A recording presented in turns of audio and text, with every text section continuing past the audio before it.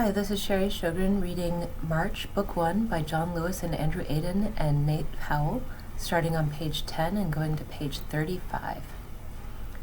So here we have the epilogue has just been finished, and this is the title page of the book. And here we have a quiet street in the dark, followed by the inside of someone's house. Washington, D.C., January 20, 2009. This date is very important, and we should be able to infer what happened in history on that day. We know that January 20th is the inauguration every 4 years of a new president, or the second term of the president who is currently in office.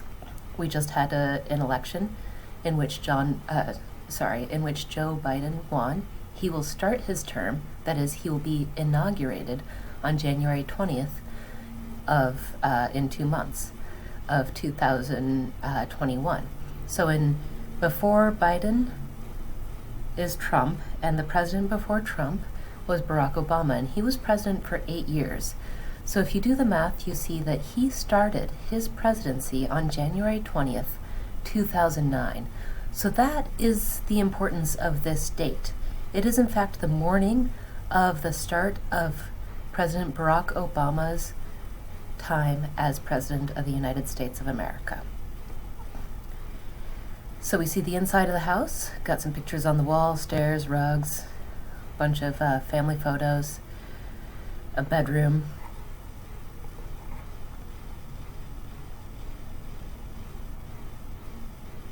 And the next page. And we see someone waking up at a early 5:30 a.m. Alarm's about to go off, and it goes off, and it's even so loud and blaring that it spills over into the other panel, and its jagged line indicating that it is unpleasant to hear. Don't know that, but I do know one thing. It is cold outside in the capital city. Have you felt it, folks? So that voice is coming out of the alarm clock. The alarm turns on to the news on the radio. If you didn't bring your hat, your mittens, your scarf, and your hot chocolate, you're just not going to make it too long out there. You know what? Click. It's onomatopoeia, the sound of hitting the snooze or off button. And he looks displeased to be waken up, as a person often is if they're waking up that early. Shuffling his feet into some warm, fuzzy-looking slippers on that cold floor.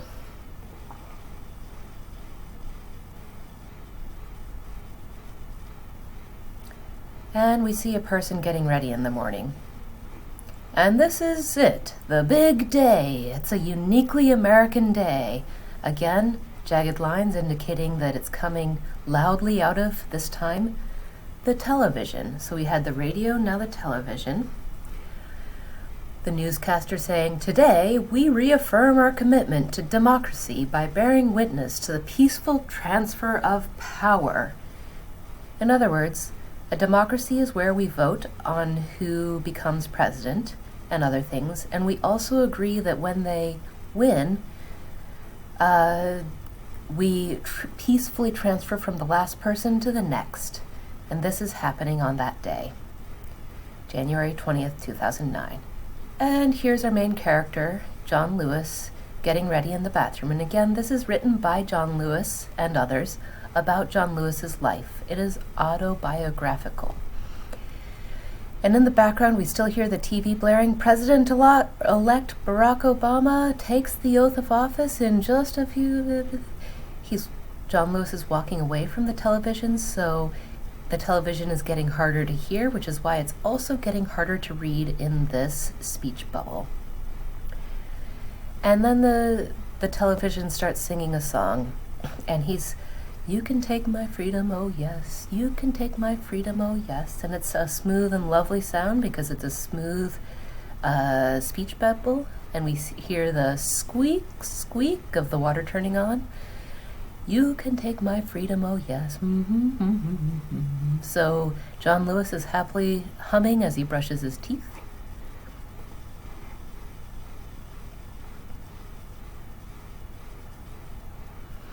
And now he's looking in the mirror and buttoning up his buttons, and it looks like he's taking extra care with his appearance today. And he keeps singing, but you cannot take my dignity. Important point. Pulls out his cell phone. He's checking his phone from his bed.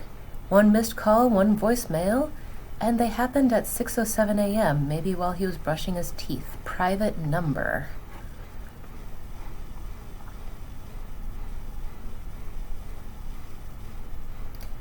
And then we see an outside scene, and then the inside of what appears to be an office, a squeaky clean, almost sterile looking hallway.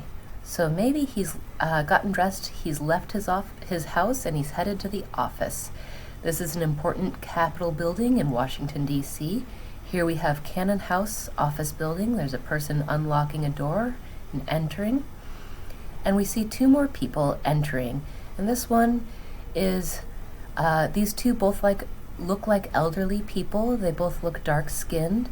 And they're coming in. We can't tell what they are saying exactly, but we hear the squeak, squeak of stepping on a squeaky clean floor. Maybe they've cleaned especially for this day. And we see another form of news being shown. The newspaper delivery guy is throwing the newspaper at the door as he goes past.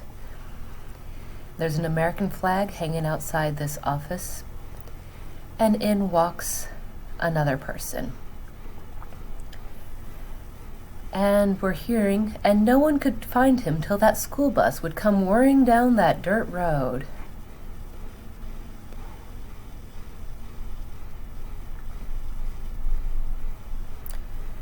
And on page 17, we see people congregating in an office, talking, smiling, hugging even, things that wouldn't happen during a pandemic, but will happen again.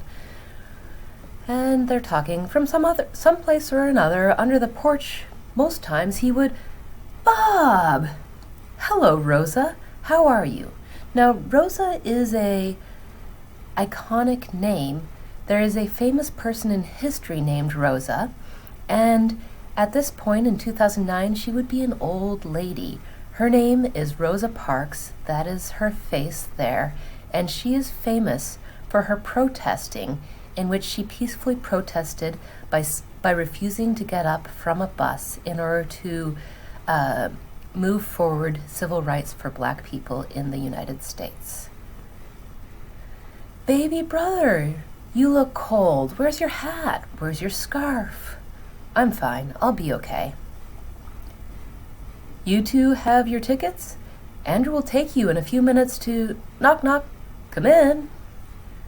Door starts to open. Hi, are you open?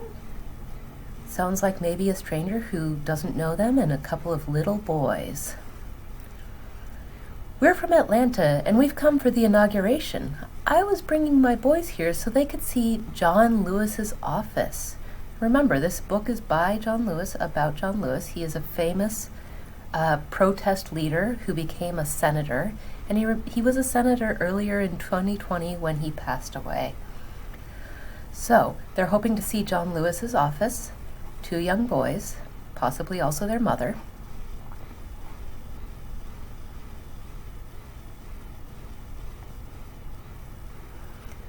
Of course, come on in. Can I get you something to drink? Coke? Maybe some water? He's holding someone's jacket, and behind him is an image of King on the wall. That's going to be Martin Luther King Jr. And here is the woman with the boys, and she looks startled, surprised, excited, something. You're John Lewis. Yes. I'm sorry to disturb you. Congressman Lewis, these are my two sons, Jacob and Esau. So she finally gets out what she's trying to say. She's in shock from meeting perhaps one of her heroes, someone famous. And he's gracious. He says, "Hello, it's very nice to meet you. I'm John Lewis. Would you like to see my office?" "Congressman Lewis, I can't believe you're here. We stopped by because I wanted my boys to see their history. I wanted them to know."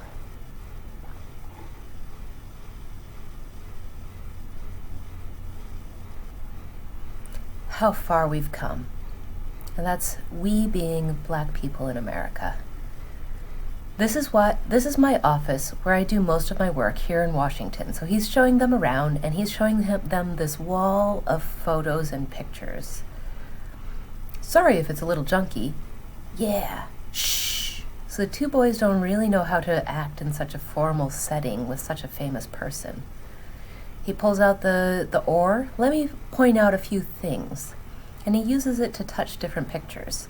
Here I am when I was 23 years old, meeting with President Kennedy. So at 23, he was already meeting with a president. And this one was taken August 28, 1963, at the March on Washington, where Dr. King gave his "I Have a Dream" speech. So that's going to be another picture of John Lewis on the wall at the "I Have a Dream" speech. I was the 6th speaker that day, and Dr. King spoke 10th. And we see the boys here looking at pictures, including some figurines of chickens in John Lewis's office. Of everyone who spoke at the march, I'm the only one who's still around. So, John Lewis was one of the younger ones at the time, but also some of them were murdered earlier on in life, like Dr. Martin Luther King Jr. Yes, he's answering a question. Why do you have so many chickens? Here's another chicken. Well, that's a good question.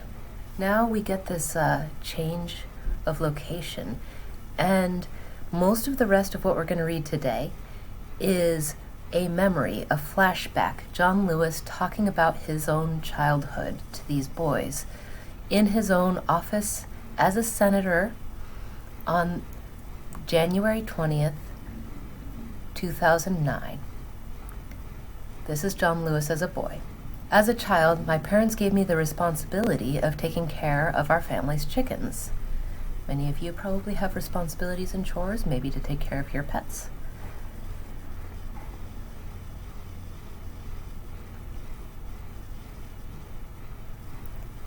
And here's a huge farm.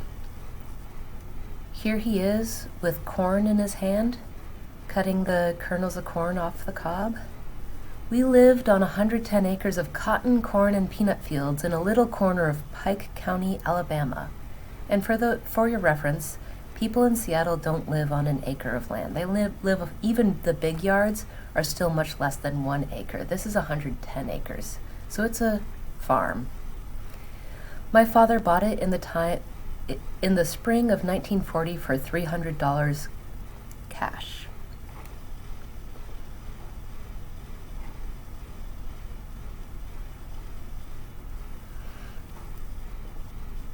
It was every penny my father had to his name, money earned by tenant farming. And tenant farming was an unfair system after slavery that did not give the people who were the farmers anywhere near enough money.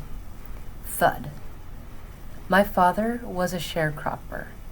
Sharecropping, for historical purposes, it was a system in place in the U.S. after slavery officially ended, and yet it looked a lot like slavery. The people who were doing the actual work on the land were the sons and daughters and grandsons and granddaughters of people who were enslaved, and they were doing a lot of the same things as when people were slaves, and they made money and they were free to go, but they didn't make enough money to really actually truly be free to go. Most of them got stuck being very, very poor and unable to leave for a very long time. So it was better than slavery, but not that much. Sharecropping. I never had any feelings about the other animals on our farm, but I was always drawn to the chickens. Creak. This is a room full of chickens. I never took the chickens straight to the yard to feed them. Bark! I felt the need to talk to them first. Chick, chick, chickies! Chick, chick, chick, chickies!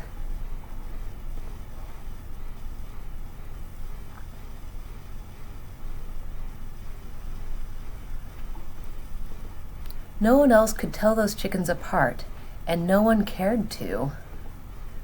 There were